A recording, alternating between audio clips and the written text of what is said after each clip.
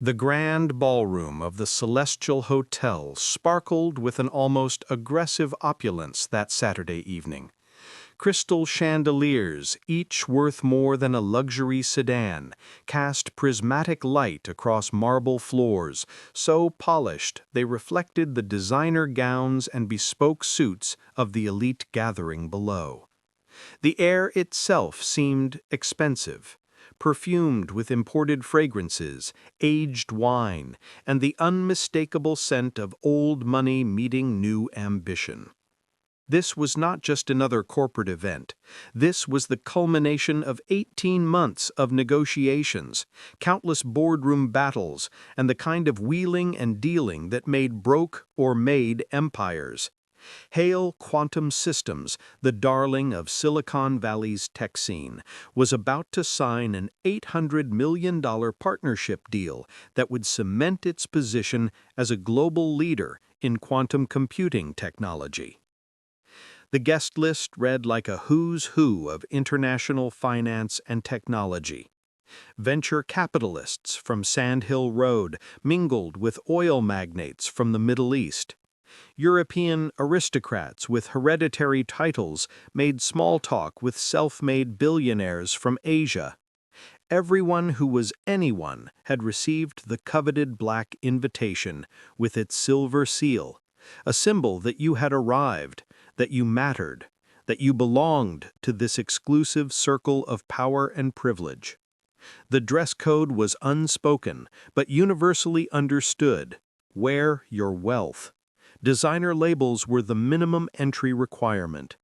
A watch worth less than 6 figures would be an embarrassment. Jewelry needed to sparkle with the fire of conflict-free diamonds and the deep glow of rare gemstones. This was a place where people came not just to celebrate a business deal, but to remind each other and themselves of their place in the hierarchy of success. Servers in crisp white uniforms circulated with trays of champagne and canapés, their faces professionally blank, trained to be invisible except when needed. A string quartet played softly in one corner, their music barely audible above the constant hum of networking, deal-making, and social posturing. Every conversation was a performance, every smile calculated, every handshake a potential opportunity. Near the center of the grand hall stood Richard Hale, CEO of Hale Quantum Systems, surveying his kingdom with barely concealed satisfaction. At 47, Richard had the kind of success story that business magazines love to profile. Son of a middle-class accountant, he'd clawed his way through State University, bootstrapped his first startup, and after one spectacular failure and 2 modest successes, had finally hit the jackpot with quantum computing just as the technology was poised to explode. But success had done something to Richard. The hunger that had driven him up the ladder had curdled into something else, a need not just to succeed, but to be seen succeeding, to dominate, to prove again and again that he belonged at the top. His $5,000 suit was tailored to perfection. His Italian leather shoes shined to a mirror finish. A Patek Philippe watch, a limited edition that cost more than most people earned in 2 years, adorned his wrist. His hair was styled with just the right amount of product to look effortlessly perfect. Beside him stood Vanessa, in a golden gown that had required 3 fittings and cost enough to fund a small charity for a year. Vanessa had married Richard when he was just beginning his second startup, and she'd never let him forget that she had believed in him when others hadn't. Now she wore her position as CEO's wife like armor, using it to sort the world into those who mattered and those who didn't. Her eyes constantly scanned the room, cataloging designer labels, estimating net worths, mentally filing away who spoke to whom. "This is our night," Richard murmured to Vanessa, his hand possessively on her waist. "After tonight, we're untouchable. $800 million in guaranteed capital, strategic partnerships across 3 continents, and the board will have no choice but to approve my compensation package." Vanessa smiled, the kind of smile that looked warm from a distance but was cold up close. "We've earned this. We've worked so hard to get here." Neither of them noticed the man who had just entered through the main doors. Ibrahim Traoré stepped into the ballroom with the quiet confidence of someone who had nothing to prove. At 40 years old, the president of Burkina Faso carried himself with a dignity that came not from wealth or status, but from a deep sense of purpose and an unshakable moral compass. He wore a simple navy suit, well made but not ostentatious, purchased from a respectable but not luxury brand. His shirt was crisp white, his tie a subtle pattern. On his wrist was a modest watch, functional rather than flashy. He wore no jewelry except a simple wedding band. His shoes were polished but worn, the mark of a man who valued substance over appearance. He had come to this event reluctantly. International diplomacy required such appearances, and the deal being finalized tonight involved significant technology transfer to African nations, including his own. The partnership was meant to be a bridge, bringing cutting-edge quantum computing resources to countries that had been left behind in previous technological revolutions. It was, in theory, about more than profit. It was supposed to be about progress, equity, and lifting others up. But as Abraham looked around the ballroom, he felt a familiar discomfort. This was a world he'd encountered many times in his years of international relations, a world where value was measured in currency and status rather than character and contribution. A world where the servers were invisible and the guests were desperate to be seen. The first sign of trouble came at the entrance. The security guard, a young man with an earpiece and an inflated sense of his own importance, gave Abraham a long, appraising look. His eyes traveled from Abraham's simple suit to his modest watch, then to his face, a face that didn't match the mental database of important people he'd been memorizing all week. "Excuse me, sir," the guard said, his tone hovering between polite and condescending. "Are you with the catering staff? The service entrance is around the back." Abraham reached into his jacket pocket with unhurried grace and produced his invitation, the black card with the silver seal. He held it out without a word, his expression unchanged. The guard's face went through a rapid succession of emotions: confusion, recognition of the silver seal, then panic as he realized his mistake. But the damage was done. The assumption had been made. The disrespect was served. My apologies, sir. Please, go right in." Abraham nodded once and moved past, his footsteps measured and calm. He had experienced this kind of prejudice before, the assumption that because he dressed simply, because his skin was dark, because he didn't drip with obvious wealth, he must be a servant rather than a leader. Each time it happened, it was a small wound. But Abraham had learned long ago that the best response to small-minded thinking was not anger, but dignity. Inside the ballroom, the reaction was much the same. As Abraham moved through the crowd, he noticed the pattern repeating itself: eyes that slid past him without recognition, conversations that continued as if he weren't there, small, unconscious movements as people angled their bodies away from him, closing their circles of conversation. A middle-aged woman in a dress covered with sequins actually clutched her purse tighter as he passed, as if he might snatch it. Two men in expensive suits glanced at him, then at each other, their expressions clearly asking, "Who let him in?" At the bar, Abraham waited patiently for his turn. When he finally reached the front, a man in a sharply cut suit stepped directly in front of him. "Staff should order from the service bar," he said, without looking at him. "These lines for guests." Abraham said nothing. He simply stepped aside and waited. When the bartender finally noticed him and asked what he wanted, Abraham requested a simple glass of water. The bartender's confusion was evident. Who comes to a premium open bar and orders water? But he complied. Glass in hand, Abraham found a position near one of the marble columns at the edge of the room. From here he could observe without being in the way. He sipped his water slowly and watched the dance of human behavior unfold before him. He saw the way people positioned themselves near those with more obvious wealth, the way conversations shifted when someone more important approached, the way laughter was louder when directed at a CEO's joke, regardless of whether it was actually funny. The way people's eyes constantly scanned the room, always looking for someone more valuable to talk to. It was, Abraham reflected, like watching an elaborate performance where everyone was both actor and audience. And in this performance, he was not even a background player.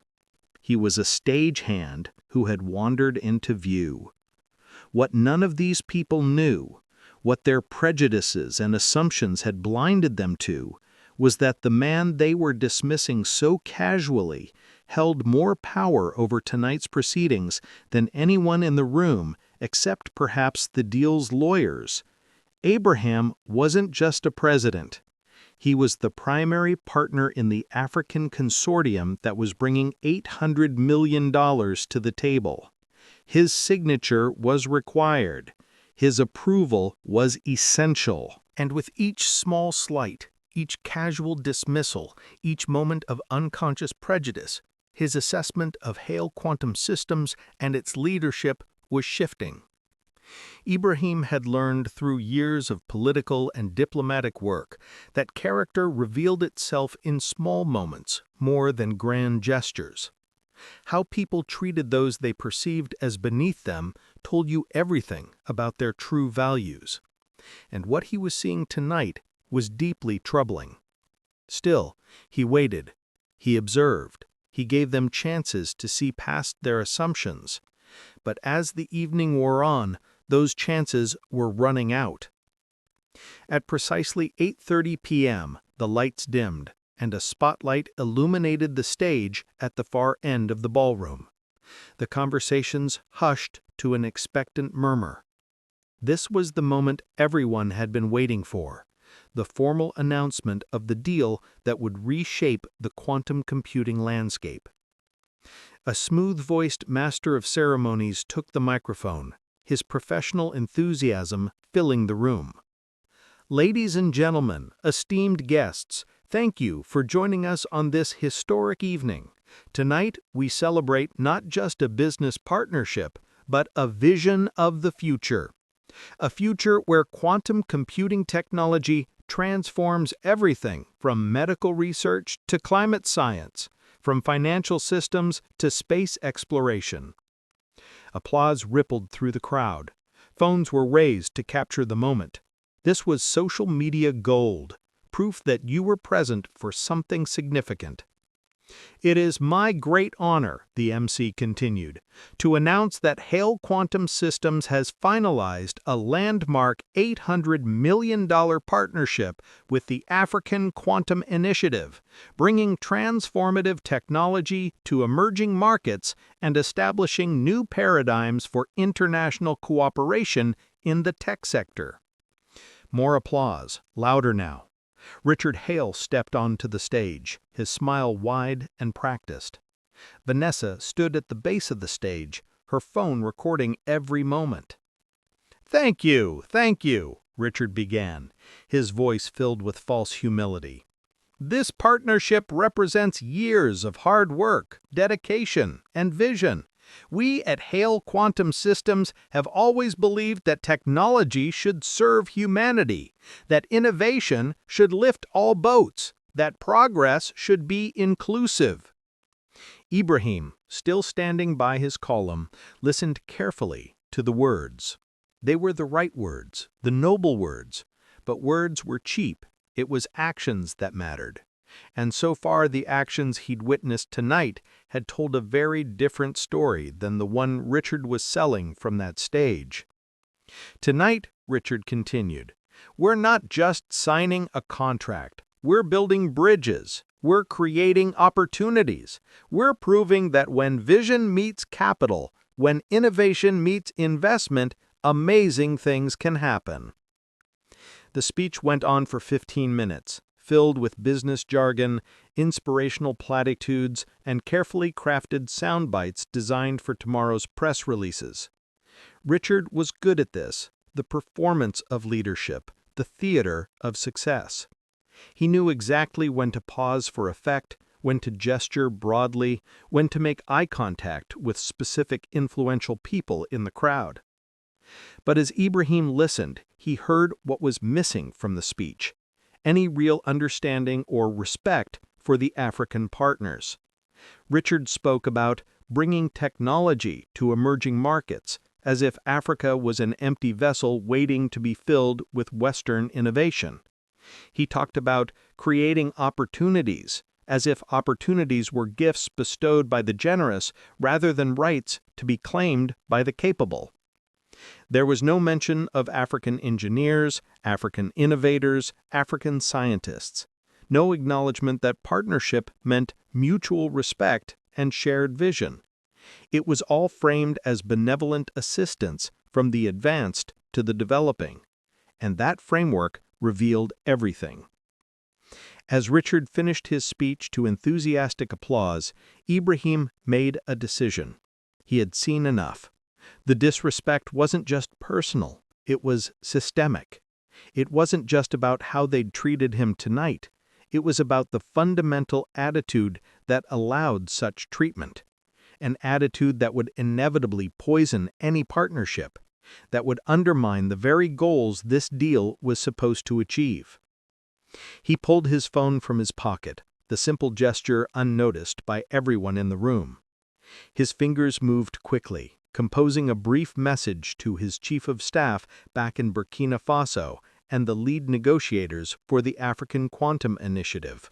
The message was simple: terminate all channels, effective immediately. He pressed send. Somewhere in the digital ether, a sequence of events began that would shake this glittering ballroom to its foundations. But for now, the celebration continued, everyone blissfully unaware that the foundation of their $800 million deal had just crumbled. Richard descended from the stage, riding high on adrenaline and applause. He was immediately surrounded by well-wishers and sycophants, everyone wanting to shake his hand, to be seen with him, to bask in the glow of his moment. Vanessa pushed through the crowd to reach him, her eyes bright with excitement. "That was perfect, darling. Absolutely perfect. The investors were eating it up." "Of course they were," Richard replied, his tone smug. "I've been perfecting that pitch for months. Every word calculated for maximum impact." As they stood there, soaking in their triumph, Vanessa's eyes drifted across the room and landed on Ibrahim, still standing quietly by his column. Her expression shifted from excitement to irritation. "Richard," she said, her voice dropping to a sharp whisper, "that man over there, in the cheap suit, he's been lurking around the VIP section all evening. I keep seeing him. He doesn't belong here." Richard followed her gaze. He saw what Vanessa saw: a simply dressed black man, holding a glass of water, standing at the edges of their celebration. Richard's mind, still high on his own performance, made the same assumption everyone else had made all evening. Probably confused staff, or maybe one of the caterers trying to blend in with the guests. Some of them do that, thinking they can network their way up. Vanessa's irritation deepened.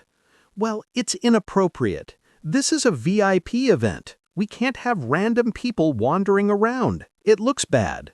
What if someone important sees him and wonders about our security? The alcohol Richard had been drinking all evening, champagne during the networking, whiskey to calm his nerves before the speech, and wine after, was making him bold. Or perhaps it was the success of the evening, the sense that he was invincible, that this was his night and his rules applied. "I'll handle it," he said, his voice taking on a hard edge. "Can't have the help forgetting their place." He began walking toward Ibrahim, Vanessa following behind. A few guests noticed the movement and, sensing potential drama, began to watch with interest. Ibrahim saw them coming. He recognized the look on Richard's face, the particular combination of arrogance and anger that preceded confrontation. He'd seen it before, on other faces, in other contexts. It was the look of someone who believed their importance gave them the right to diminish others. Ibrahim could have left. He could have simply walked out, sent his message from outside, avoided this confrontation. But something made him stay. Perhaps it was curiosity about how far this would go. Perhaps it was a lesson that needed to be taught. Perhaps it was simply that he refused to be chased away like a criminal when he had done nothing wrong. Richard reached Ibrahim and stopped, positioning himself with aggressive body language, chest out, shoulders back, invading personal space. "Excuse me," Richard said, his tone dripping with false politeness. "This area is reserved for VIP guests. I don't believe you're supposed to be here." "I have an invitation." "Oh, really?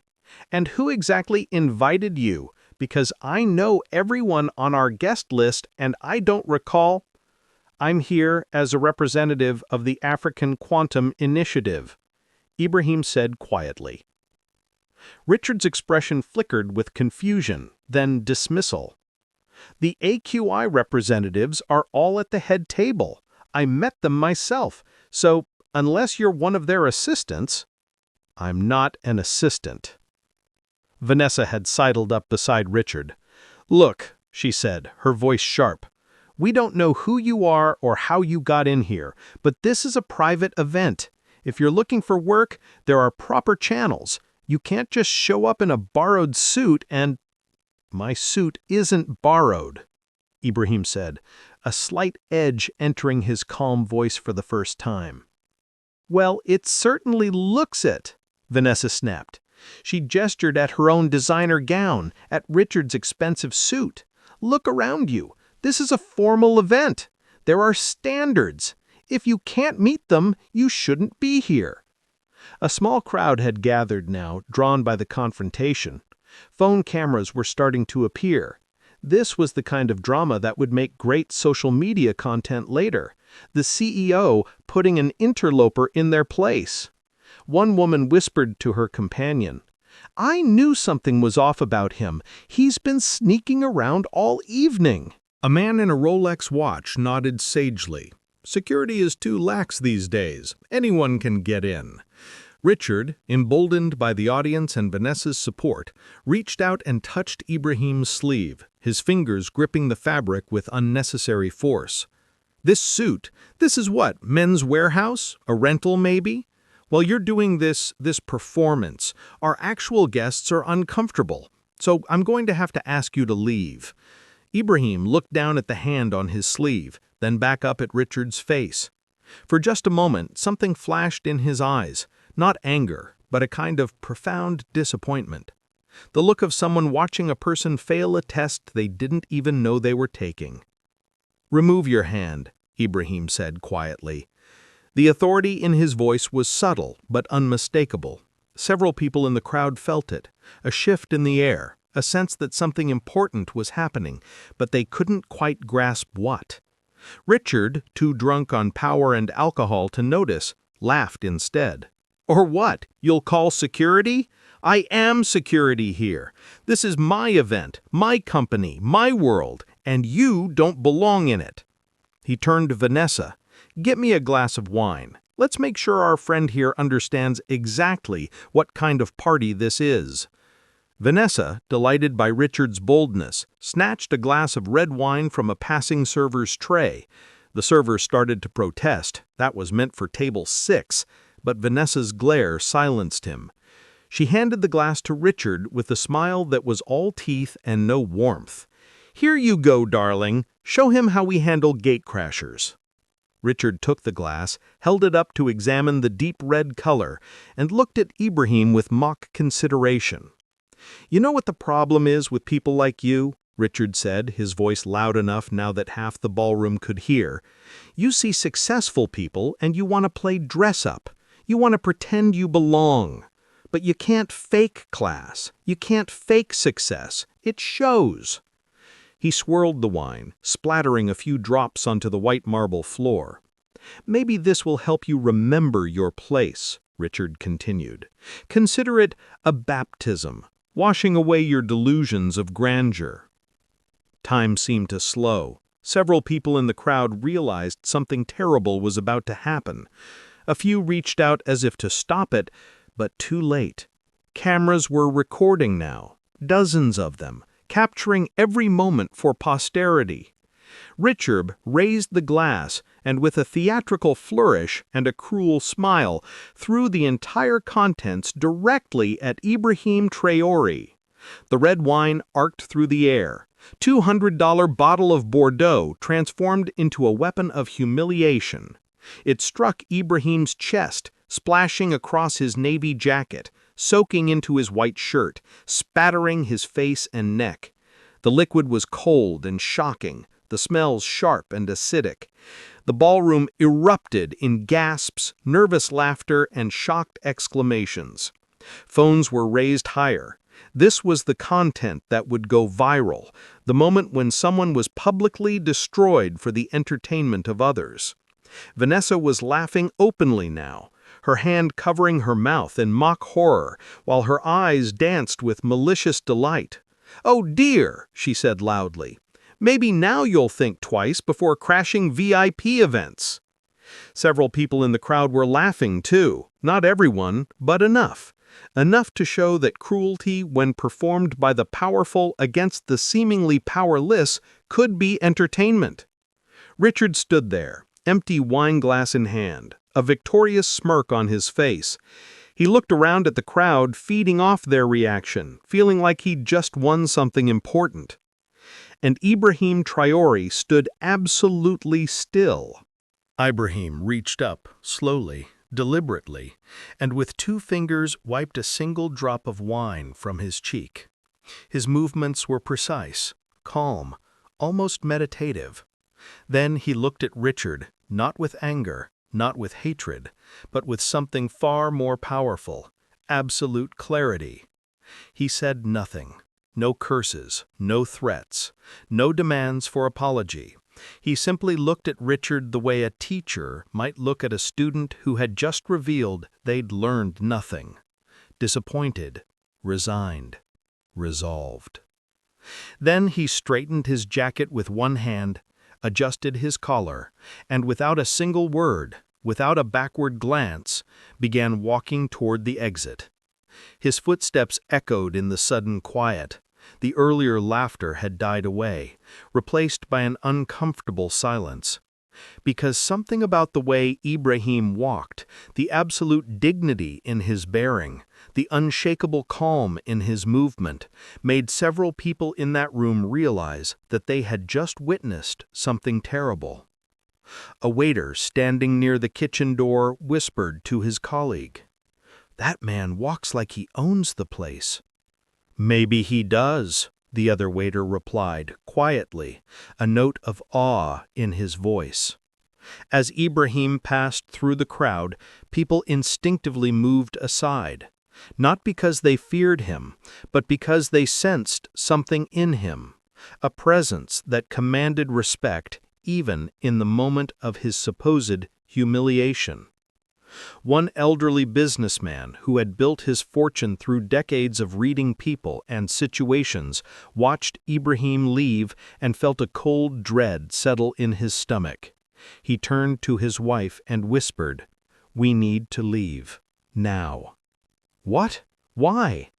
Because I just watched a very important man be treated very badly, and the people who did it have no idea what they've just done to themselves. But most of the crowd simply watched, confused by their own reactions. Why did this feel wrong? The man had been an intruder, hadn't he? Richard had been protecting his event. So why did it feel like they had just witnessed not a victory, but a disaster? Ibrahim reached the main doors, pushed them open, and stepped out into the cool evening air. The doors closed behind him with a soft thud, sealing him away from the chaos he was about to unleash. In the ballroom, Richard and Vanessa stood in the aftermath of their cruelty, completely unaware that they had just destroyed themselves. "Well," Richard said loudly, trying to recapture the celebratory mood, "now that that unpleasantness is handled, let's get back to celebrating." But the energy had shifted. People were checking their phones, whispering to each other. Something felt wrong, even if they couldn't articulate what. What they didn't know, what they couldn't know, was that outside, under the streetlights, Ibrahim Traoré had just made a phone call that would turn their world upside down. Ibrahim stood on the sidewalk outside the Celestial Hotel, his wine-stained suit cold against his skin. He pulled out his phone and made a second call. "Jean," he said when his chief of staff answered, "execute the contingency protocol. Terminate all agreements with Hale Quantum Systems, freeze the capital transfers, notify all consortium partners, and Jean, make sure the press release is ready. They need to know why we're walking away." "Sir?" Jean's voice was careful. "Are you certain? This deal has been 18 months in the making." "I'm certain," Ibrahim replied, his voice firm but not angry. "Send the release within the hour. Include the full explanation. The world should know that we will not partner with organizations that demonstrate such profound disrespect for human dignity." "Understood, Mr. President. It will be done." Ibrahim ended the call and looked back at the glowing windows of the hotel ballroom. In there, people were still celebrating, still drinking, still completely unaware that their $800 million deal had just evaporated like morning mist. He allowed himself one small smile, not of triumph, but of sad resignation. He had hoped for better. He had wanted to believe that this partnership could work, that it could be the kind of collaboration that lifted everyone involved. But tonight had shown him the truth. You cannot build something good on a foundation of contempt. Inside the ballroom, the first signs of trouble began appearing exactly 14 minutes after Ibrahim left. It started with buzzing phones, all at once, like a swarm of electronic insects. Investment managers glanced at their screens and froze. Board members read messages and went pale. Lawyers grabbed their phones with both hands, scrolling frantically. A woman at table 12 stood up so suddenly her chair fell over. "What the hell? The deal's been terminated?" Her voice carried across the room, cutting through conversations like a knife. Other people were checking their own phones now, seeing the same alerts. Hale Quantum Systems Partnership terminated. African Quantum Initiative withdraws from agreement. $800 million deal canceled effective immediately. The music stopped. The house lights came up. And in that harsh fluorescent clarity, the horror of what had just happened began to sink in. Richard, who had been basking in congratulations from a group of investors, felt his phone vibrate insistently. He pulled it out and read the message from his CFO. "Emergency. Deal dead. AQI pulled everything. All channels frozen. Call me now."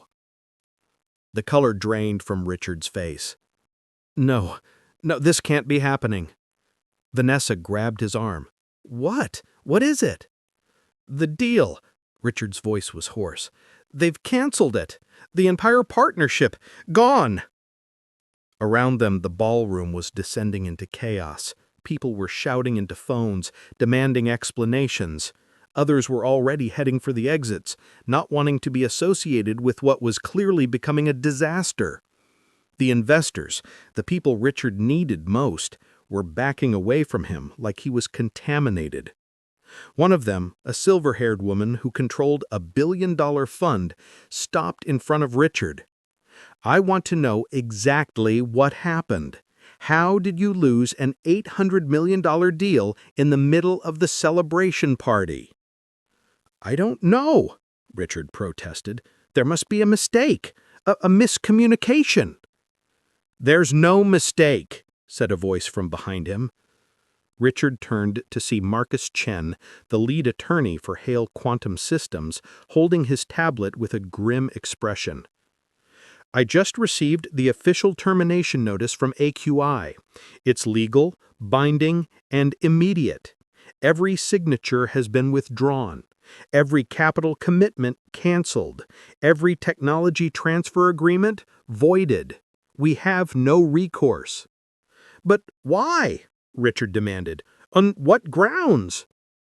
Marcus scrolled through the document.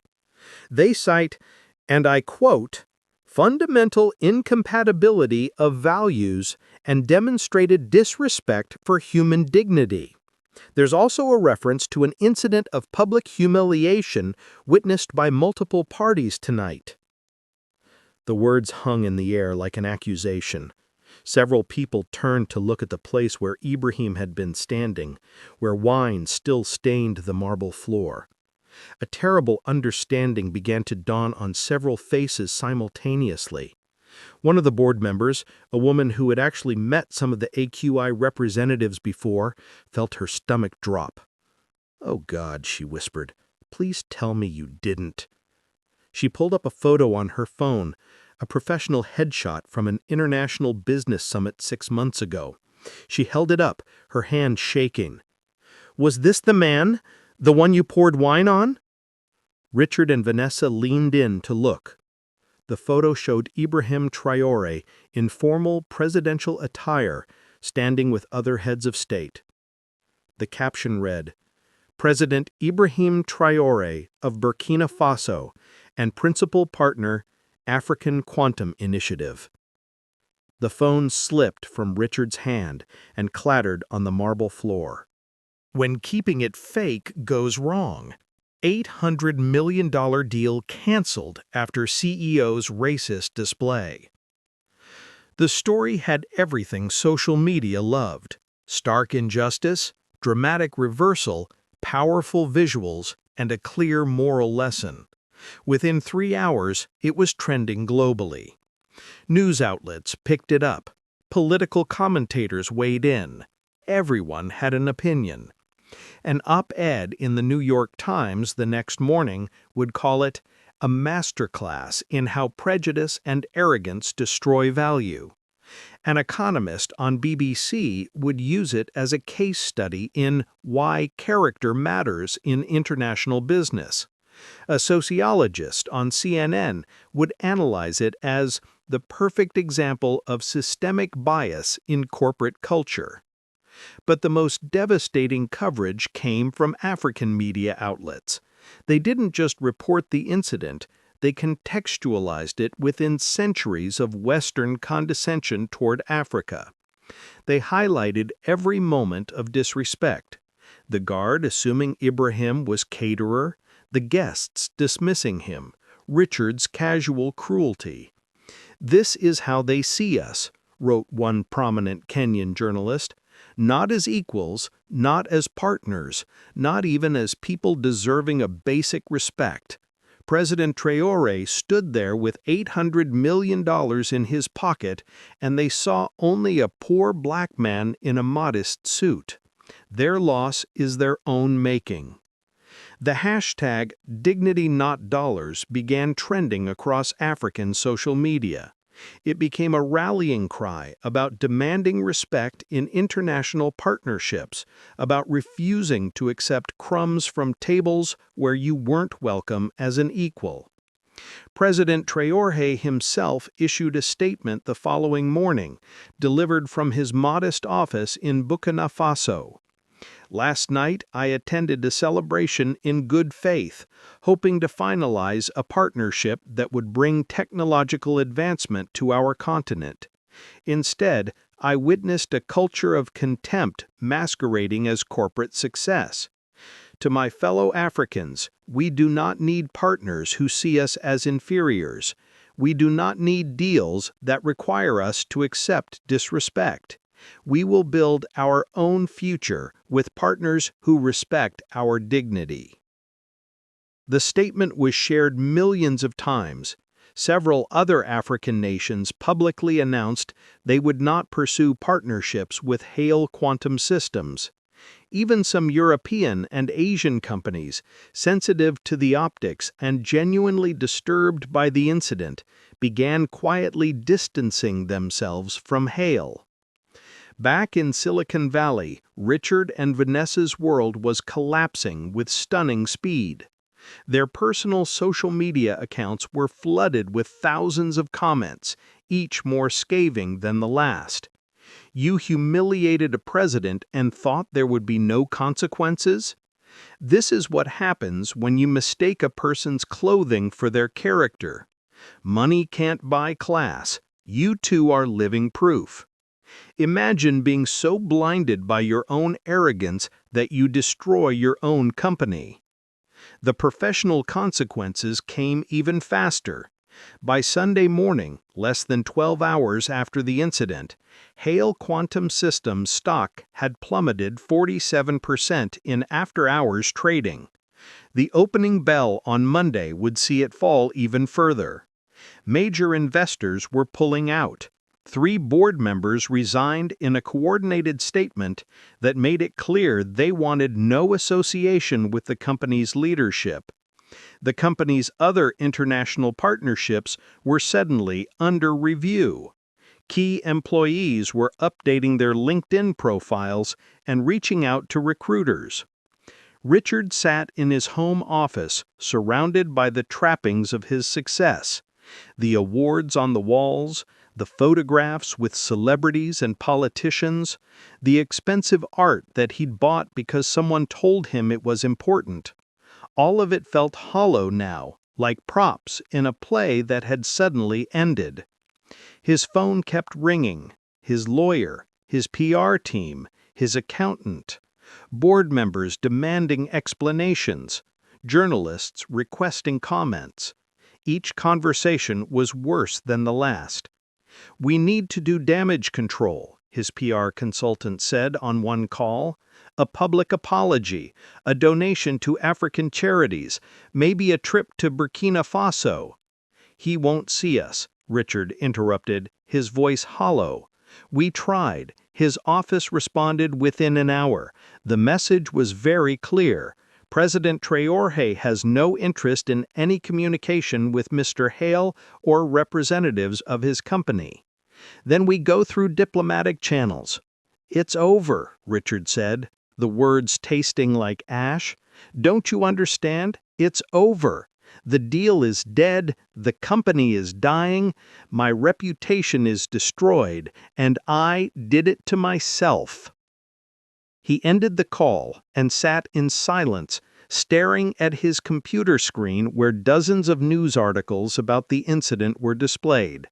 Each headline was another nail in his coffin. In another room, Vanessa was having her own reckoning. Her phone had become a source of torment. Former friends sending carefully worded messages of distance, social invitations being quietly rescinded, charitable organizations removing her from boards. The social world she'd worked so hard to climb was crumbling beneath her feet.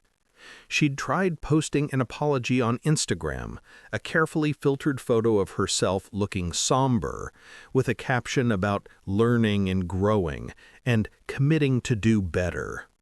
It had been ratioed within minutes, with people pointing out the performative nature of the post, the lack of genuine accountability, the way she'd made herself the victim of her own cruelty. She'd deleted it within an hour, but screenshots lived forever.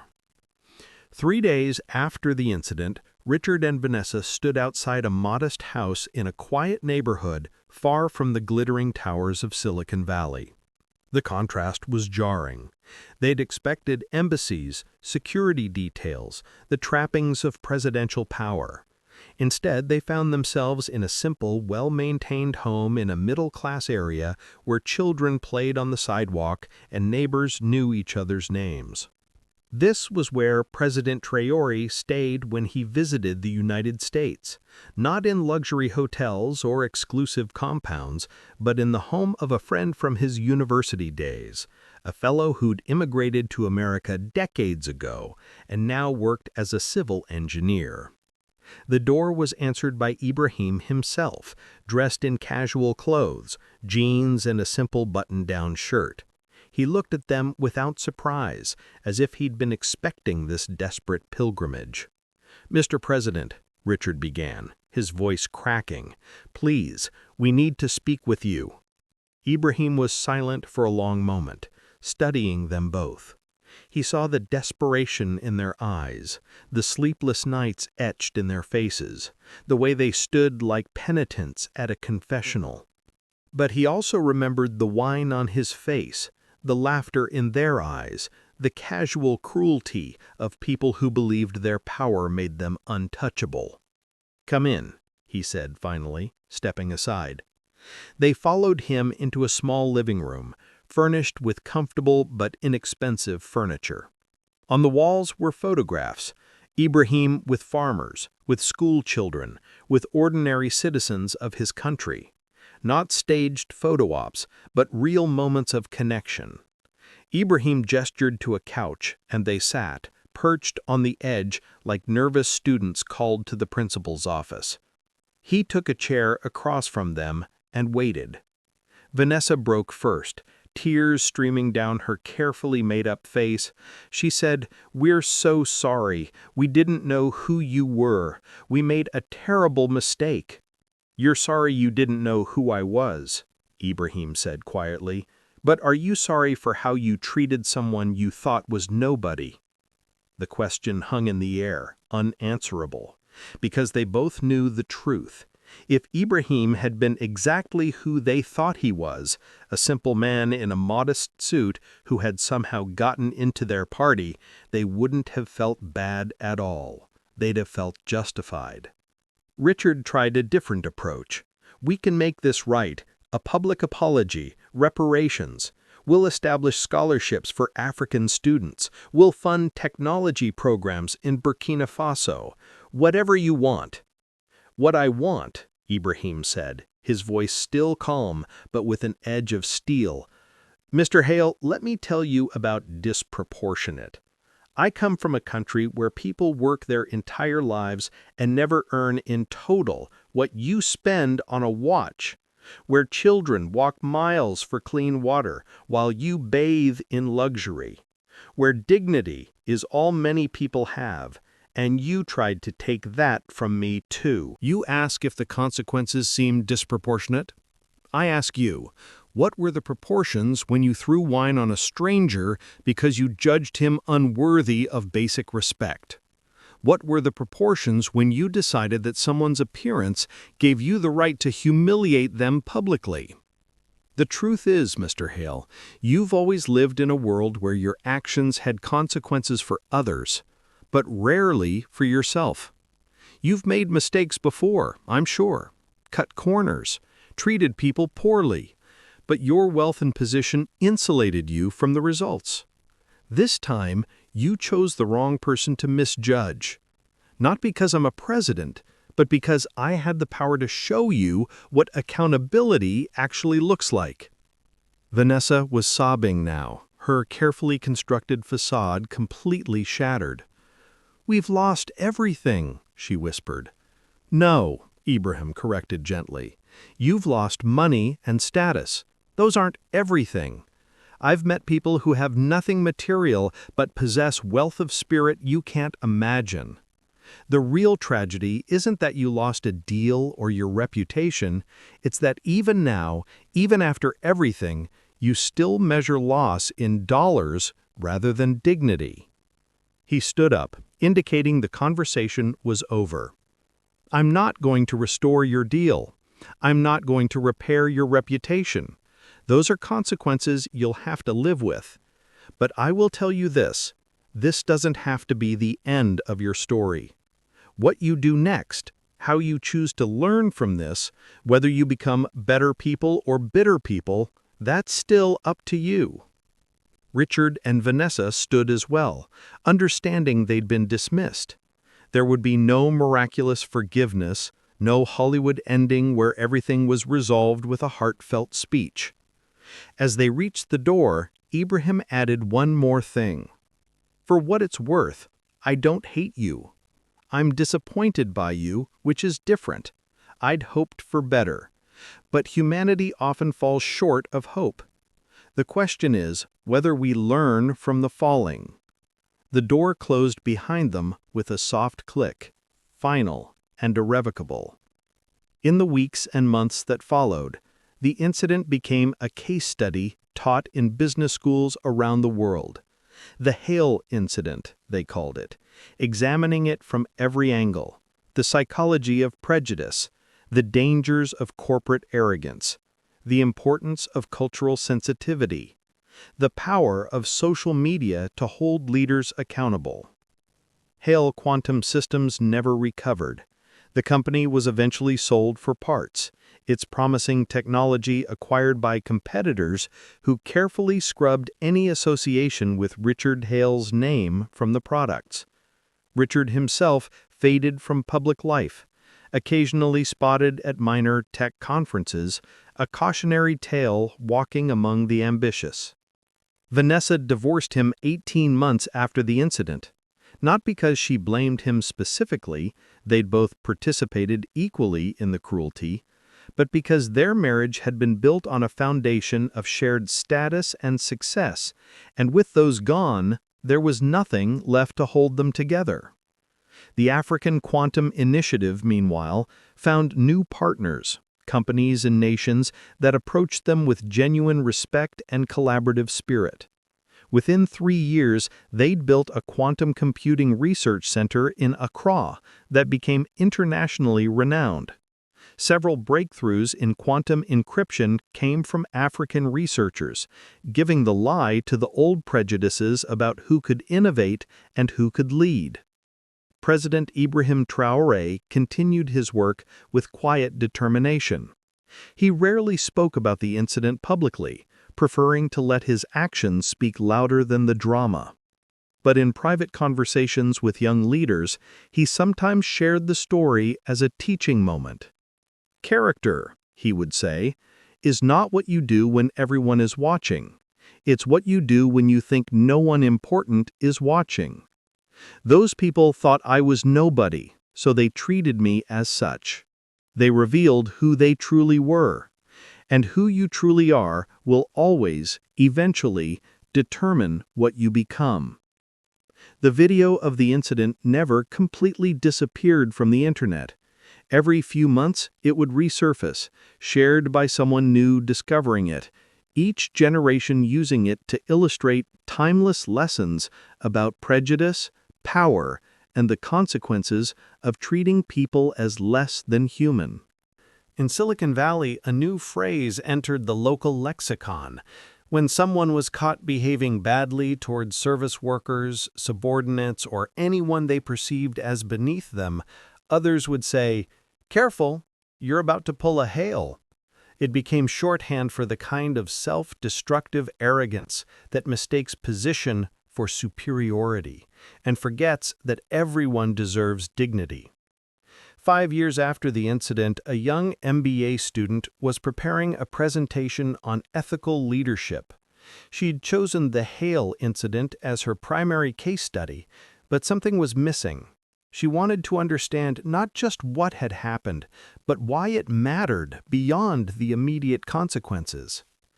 Through persistence and some creative networking, she managed to secure a brief video call with President Traoré, who by then had become an elder statesman of both African politics and international business ethics. "Mr. President," she asked, "when you walked into that ballroom, did you expect what happened?" Ibrahim smiled slightly, the lines around his eyes deepening. "I hoped for better and prepared for worse. That's a useful approach to most situations." "And when it happened, when they humiliated you, what were you thinking?" "I was thinking," Ibrahim said carefully, "about a choice I had in that moment. I could respond with anger, which would have been justified, but ultimately would have made me smaller. I could respond with fear or shame, which would have accomplished nothing. Or I could respond with dignity intact, which meant simply refusing to accept their judgment of my worth. But you also destroyed their company. Isn't that revenge?" "No," Ibrahim said firmly. "Revenge is about making someone suffer because you suffered. What I did was refuse to reward their behavior with my partnership. I didn't destroy their company, they destroyed it themselves the moment they decided that human dignity was negotiable based on appearances. I simply chose not to save them from the consequences of their own choices." The student nodded, thinking, "What do you hope people learn from your story?" Ibrahim was quiet for a moment, looking off camera, as if seeing something distant and important. Then he said, "I hope they learn that every interaction matters. That person you dismissed today might be critical to your future tomorrow, but that shouldn't be why you treat them well. You should treat them well because they're human, and that's enough. I hope they learn that real power isn't the ability to humiliate others, it's the choice not to, even when you could. I hope they learn that dignity is not something given by others based on your status. It's something you carry within yourself that cannot be taken away unless you surrender it. And most of all, I hope they learn that in a world increasingly connected, where videos live forever and actions have consequences beyond the immediate moment, character is no longer optional for success. It's essential, not because of moral philosophy, though that matters, but because, practically speaking, you cannot build anything sustainable on a foundation of disrespect." The student thanked him and ended the call.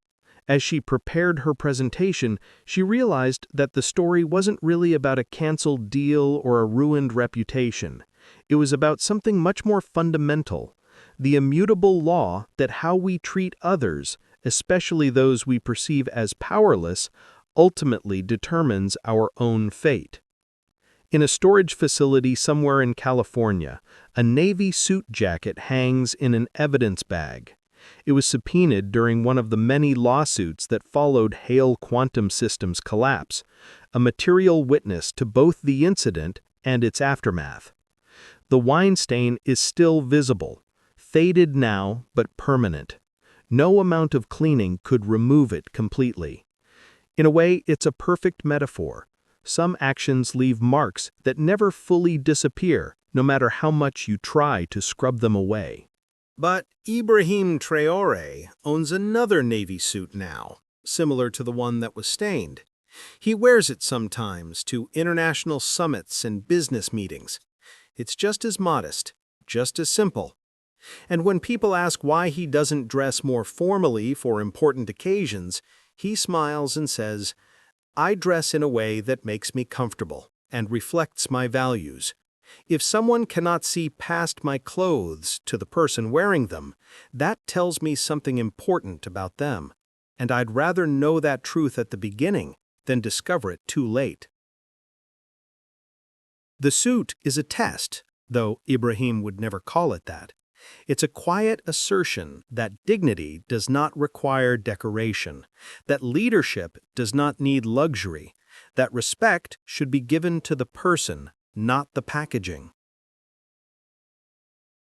And in boardrooms around the world, executives who've heard the story sometimes glance at their own expensive suits and wonder, are we wearing armor or costumes? Are we dressing for respect or disguise? And if someone saw us in simple clothes, would they see our worth? Or would they make the same mistake Richard Hale made? These are uncomfortable questions, but Ibrahim Traoré has never been interested in making people comfortable. He's interested in making them better.